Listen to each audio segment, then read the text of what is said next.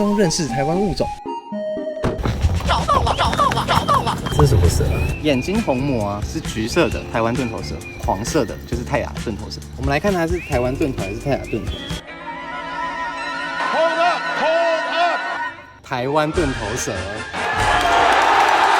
台湾特有种，没有毒，它的食物是蛞蝓，就是超慢，它根本不用追，它会假装要攻击人。你看有点小白痴。但是它只是用头去撞你，它嘴巴不会张开。一般动物的头都会对称，这种蛇啊头没有那么对称，因为它为了要钻瓜牛的壳。台湾盾头蛇是其中最对称的。来了台湾盾头蛇，我们来日再见。回家了。OK，对不起。有蛇有蛇。